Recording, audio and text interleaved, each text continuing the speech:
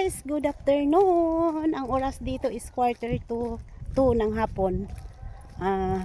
Baba tayo dito sa chapel dahil may mass ng 2 to 3 ng hapon. At pagkatapos ng mass, ihahatid na namin yung berhin sa Taytay. Kaya simba tayo, tapos mamaya uuwi ako saglit sa bahay dahil need kong mag rubber shoes pagpapuntang Taytay. Nakasandal kasi ako guys. Ayan o, nakasandal ako. Mamaya, pagkatapos ng mass, uuwi ako para magpalit ng rubber shoes. Mahirap kasi pag sandal maglakad dahil ang layo ng Taytay guys. Doon sa bukid. Nakita siguro ninyo yan sa dati kong vlog nung nakarang taon. Kaya ngayon, nagsandal lang tayo dahil punta tayo ng mass simba dito sa chapel. At mamaya mag rubber shoes na tayo pa. Or pwedeng magchinilas na lang ako. Dalawa lang yung pagpiliin ko mamaya, rubber shoes or chinilas. Grabing init guys, kaya nagpayong ako. Okay, kita-kita tayo dito sa aming chapel. Nana pare? Okay, lugar ba? Oo, naka-red silang duha. Okay.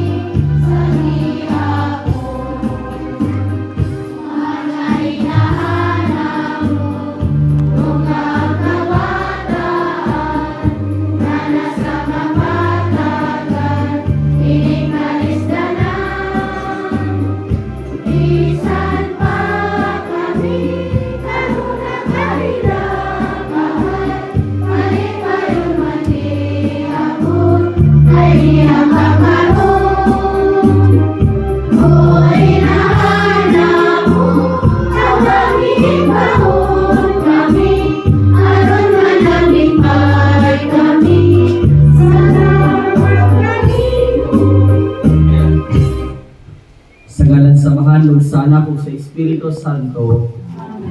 Ang grasya sa atong Ginoong Jesucristo ug ang ugma sa Dios ug ang panagiusa sa Espiritu Santo manaa kaninyo.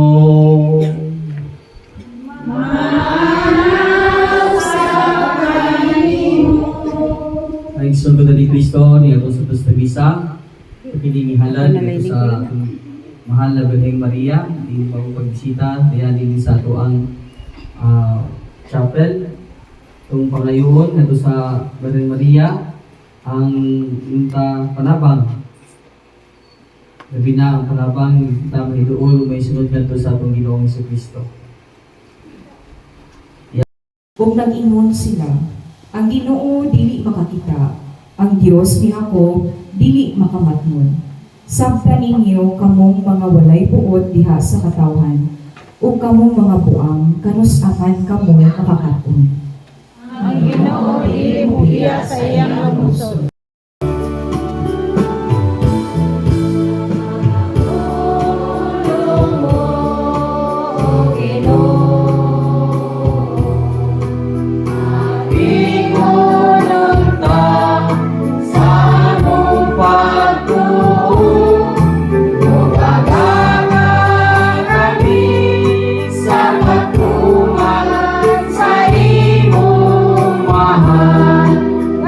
So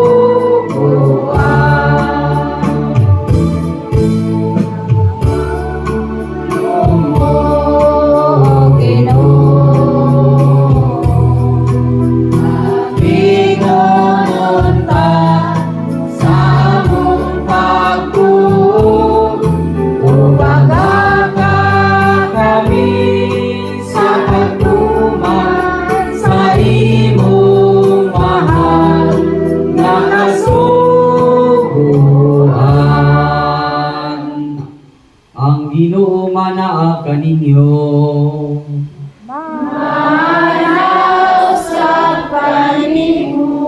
Ang pagbasa sa santos nga ebanghelyo sumana ni San Mateo.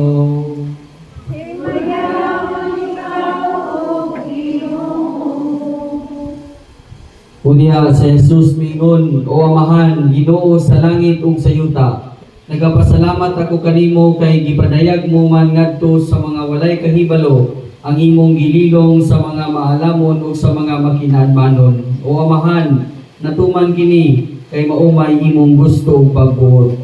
Ang akong Amahan naghatag kanako sa tanang butang, walay nakaila sa anak gawas sa Amahan, ug walay nakaila sa Amahan gawas sa anak ug kadtong mga tawo nga buot sa anak nga makaila sa Amahan.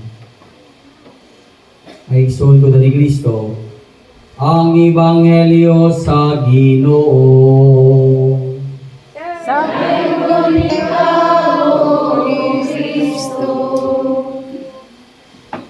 Alihog mangikot. Ang igsoon ko ni Kristo, maayong hapon sa tanan. Hindi ba katong hatagan ang mahal na Birhen Maria sa masibang pagpag? Salamat na sa kay bisita na sa atong mahal na Birhen. Naigsoon sa Ebanghelyo karon na kadungog kita sa pag-ampo ni Jesus, no? Unsa may pag-ampo ni Jesus na nadungog? Nagdaig ako kanimo Amahan, Ginoo sa langit ug sa yuta. Makapahinumdum kini mga igsoon kanato nga bisan si Jesus atong Dios, no, mga igsoon, anak sa Dios, una midaig o mipasalamat sa Amahan, no? Iniana diya ang atong Ginoong Jesucristo, no? Mga igsoon, sindaig siya diya sa ato ang inunta nangitnong Amahan. Apan man hinungdan sa iyang pagdaig nga igsoon. Tungod kay ang Amahan nga igsoon nagpahayag sa iyang misteryo dili ngadto sa mga tawo nga mapahitason o nagtuo nga igo na ang ilang kahibalo, kundi ngadto sa mga mapaubsanon sama sa mga bata. Dili bot ipasabot ni Jesus mga igsoon nga dili na ta magtuon. Dili bot pasabot ni Jesus nga dili na ta mangita og kahibalo.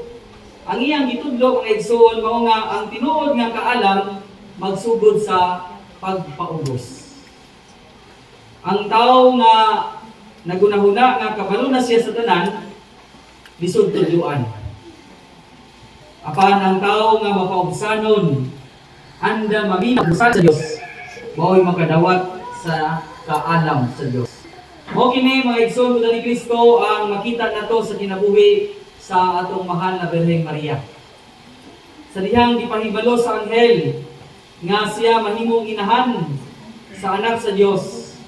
Isa may nahitabo sa atong mahal na Birhen Maria, wala siya manghambog, wala siya magpasigarbo, wala usab siya mangutana aron ipakita ang iyahang kaalam. Bisan wala niya ingon nga masabti ang tanan mga igsoon, mitubag siya sa dakong pagtuo nga ingon siya, aniya ako ulipon sa Ginoo, matuman unta kanako sumala sa imong pulong. Mo ginayahang giingon, aniya ako ulipon sa Ginoo, matuman unta kanako sumala sa imong pulong. Mga igsoon, mao kana ang kasing-kasing nga gipangita sa Dios. Usa ka kasing-kasing nga mapaubsanon, kasing-kasing nga masaligon, ug ingon ta kasing-kasing nga matinumanon. Tungod ni Maria mga igsoon, nahimong kabahin sa dakong plano o nahimong kabahin kita sa dakong plano sa kaluwasan. Mga igsoon, usahay kita usab mahimong ingon ta babag sa grasya sa Dios, no? Asa man dapita, Father. Kana bitaw kung musalig lamang kita diya sa atong kagalingong sa labutan. Babagid kayo na. Musalig ta sa atong kagalingon nga sa labutan. Kanang dili kita mudawat og tambag ngadto sa tuwisi ka tawo, no? Kana bitaw taas kay tag pride ngadto sa atong kagalingon. Na para nato correct na ta, okay na ta. kita ka mao maminaw og tambag. Kanang panahon nga dili kita maminaw diha sa pulong sa Dios. O kanang una-una kita nga wala kitay angay nga makatunan. Kanang bitaw sarado na ang atong una-una, delikado kay na mga igsuon. Hinay-hinay nga masirhan ang atong kasing-kasing sa maong kaalam sa Dios. Apan mga igsuon, kung sama kita sa atong mahal na Birheng Maria, mapausanon, masaligon, ang Dios magpadayon sa iyang pag-iya kanato. Ako husbod, masama lang kita sa atong mahal na Birheng Maria, aning kamot tagpuyo sa pagkamapausanon, masaligon, ang Dios magpadayon sa iyang pag-iya. Dili man niya tubagon dayon ang tanan natong pangutana. Apan hatagan niya kita sa grasya nga ingon ta, grasya nga musalig o grasya nga magpadayon. Sa atong pagdawat kang Kristo mga igsoon, labi na sa balaan nga Eucharistia, mangayo kita sa panabang sa mahal na Birheng Maria.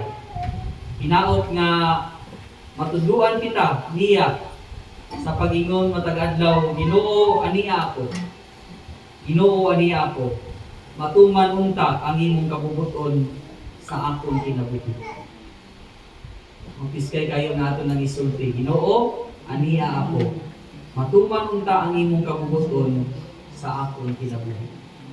Kay mahimo ka nato mga igsoon sama sa mahal na Birheng Maria, ang Dios mupadayag usab ka nato sa iyang kaalam.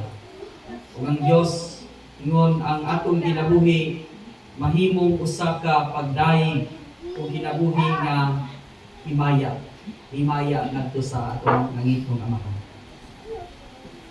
Viva Birhen sa Barangay. Sa barangay. Mura maghinay gani, mura magoy. Usbon Viva Birhen sa Barangay. Viva Birhen sa Barangay. Matagal mo sa pagmahal ng Birhen Maria. Sa kahilom, itaas na tumadto sa itong Ginoo, labi na sa panabang sa itong mahal na Birheng Maria, ang itong kasatag sa mga katuyuan.